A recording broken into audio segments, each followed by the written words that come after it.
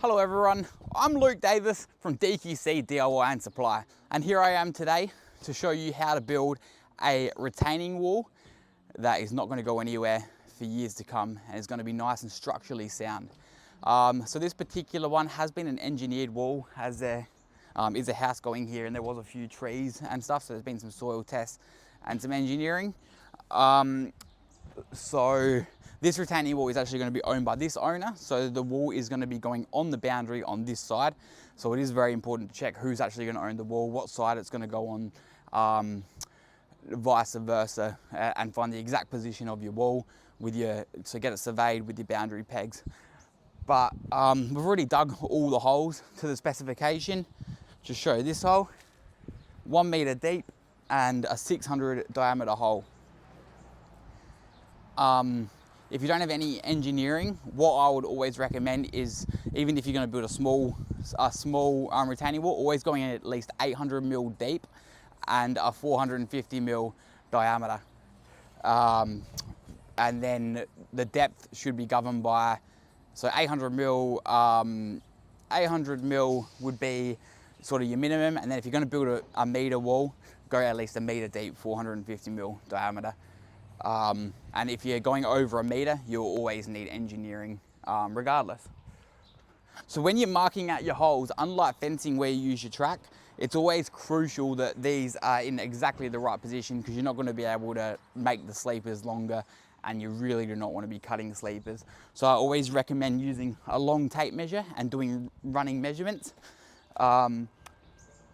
So essentially holding it on the line and then going 2 meters 20, allowing 20 mil, just so that sleeper is going to go nicely in. And then with the retaining wall still, this is 150 mil I-beams. The minimum that I would go would be 120 to 125 I-beams.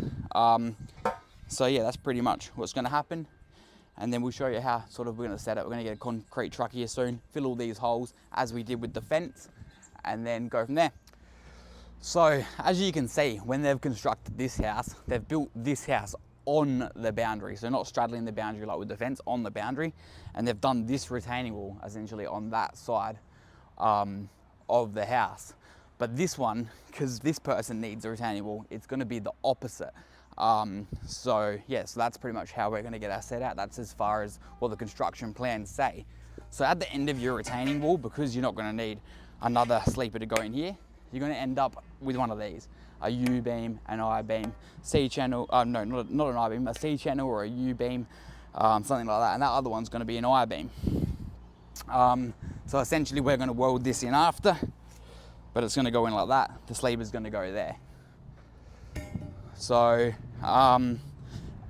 as per the fencing, as what I did in the fencing, you're going to want to mark. So what's going to happen essentially is that line is set to the top of the lowest bit. So at the end there, we're going to step it down. It's going to be 200 mil, then it's going to be 400 mil, and the majority of the wall is going to be a 600 mil high wall. So 600 mil high wall, there's going to be one sleeper that goes lower than that, 200 mil, and two sleepers that go higher than that. So we're going to want to mark our lines, except for the M1s, at 400 mil. And then we're going to want to square that across so it's nice and easy to see, as so. And then when we get down to the end and we want to step it, then we're going to mark that at 200 mil. So they always step by a complete sleeper. So then we're going to mark that at 200 mil. And then the last RSJ, which is going to be a U-beam, that one's going to be right on the top of the line, which is going to give us that nice 200 mil step.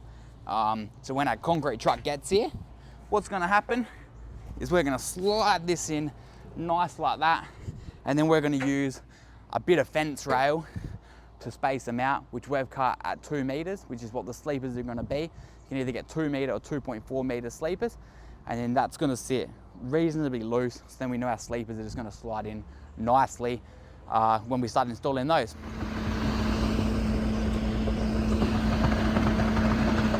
So we've just had our concrete truck come, about 5.2 cubes, but luckily on this job they were able to drive straight in and get it straight in the hole. So what you want to do is you want to get your spacer at 2 meters, And you got to try to find the right consistency. You want to start when it's reasonably wet, and you want your concrete to be reasonably wet, but you don't want it to be so wet that it's just going to go right to the bottom, because you want that concrete. With this, you don't really want to be lifting them up too much, because you want that concrete under it to be, you don't want to create a hole with a retaining wall. So you're just going to use that sort of as a spacer. You can have it a little bit bigger.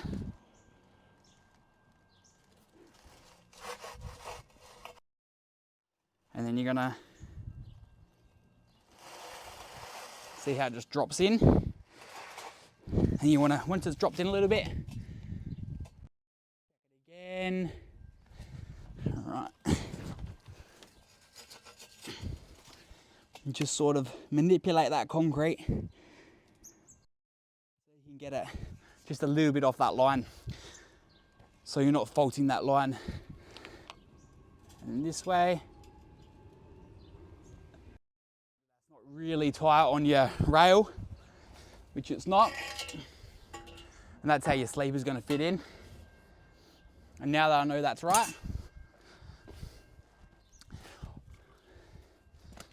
I just want to, you don't really need to hit it, it's more just, if you need to start smacking it, then your concrete's probably a bit too off. And I got the line here, come over here. So you want to hit it on the side that's going to be retained, which is going to be that side, because they're building up this block. So you just sort of hit it until it's spot on that line. Once we've got them all set, can sag a bit. Once we've got them all set, get the laser level, put that laser level on the top of all these, set it off the M1, make sure they're all 100% spot on. It should be level about there. So make sure it's, and this one actually needs to go this way.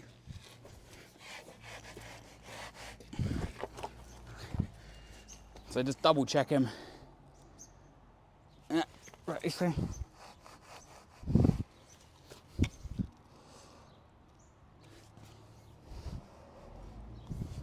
That's how you do want the concrete, sort of nice and wet.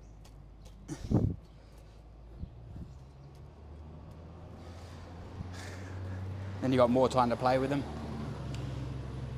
Spot on, both ways. Not folding the line. So there's three things you want to check: that it's on that line, that you can fit your sleeper nice and comfortably in, which you can, and that it's level both ways. So once you've got them all concreted in, there's two things that you want to do. One, you want to always leave full of concrete. Like, you want to measure down from your line to make sure that you're not overfilling the holes when you're filling them up. And then you want to leave about a barrow's worth of concrete, and then you want to measure down from the top and just build yourself a little concrete pad. I always recommend going 10 mil. 10 mil down. So if this is going to be a 600 mil wall, so I will be going 610 mil from the top of this, and then building a little pad. And then when you put in the sleepers, which I'll show you, you want to make sure you're using a packer to get them all, because you might get 3, 4, 5 mil variance in the sleepers. So you want to make sure you're using, so you don't want to set them exactly 600 just in case you get a larger sleeper. So you want to be using cement sheet or plastic packers to pack them up to exactly where you require them. But once you've got them all set, I normally just like to sight them up. Just look down here, look down the line of them all. Just sight them up, make sure they're 100% in line. In line this way. Just make sure that everything looks good, because nothing lies sort of like the eyes. The string line's one thing. And then, once you know that they're all in line and you've got them all on the height and it's all leveled up, you just want to wait 24 hours, and then you can start putting in your sleepers. Alrighty, so we're back here at this job today, and we've just welded on the flat bars just prior to putting our sleepers on, so we can just get a tack weld down the side as well. But what I was saying that you want to do is, that you want to get your concrete pad. Concrete's nice and off, which is good. Your concrete pad set 10 mil below your desired height, and then you just want to use plastic packers. And yeah, make sure that that's right. But you want to get your first sleeper in first with really like most of your wall, and then like once those packed, then you can put the rest on and then make sure it's good. And then yeah, we got a sleeper grabber on the machine. I'll do another video of how to use that.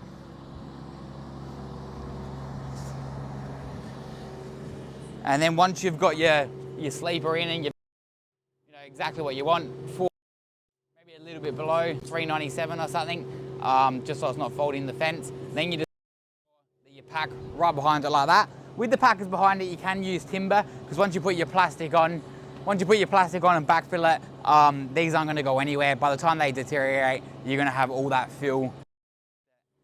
So yeah, timber's okay. You can use some leftover timber that you've got, or you can just use the bearers that your sleeper comes on. So now this one's packed up, I'll just show you how we put the sleeper on. Maybe give us a hand, Bobby. You're going to want to find the center, and then you're going to want to ease your sleeper grabber down like that. And then there's a little arm on that sleeper grabber that you're just going to want to disengage, as so. And then you lift up, and that's going to grab your sleeper nice and good like that. Yeah, and then you're going to want your mate to hold the balance. You're going to want your mate to hold the balance so it doesn't spin too much and knock someone out.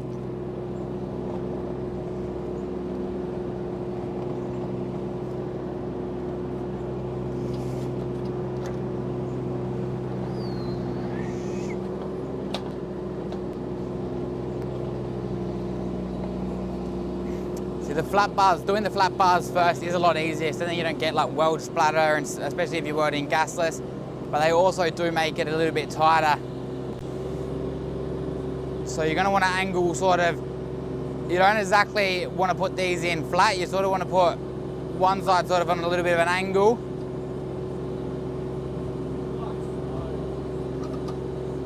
And then I can sort of manipulate this with the machine which way I sort of want it to go. Nice and gently down, disengage the arm, and that's the sleeper. And then what you're going to want to do, as discussed, is the thicknesses of the sleepers change a lot more than the width, but then yeah, you just want to pack that up nice and tight and then put your next sleeper on. You always want to be checking that it's going to turn out nice with the height, nothing's dropped, and that's beautiful. So we've had a busy day here, and we've put all our sleepers in, all nice and packed, all tight to the front edge.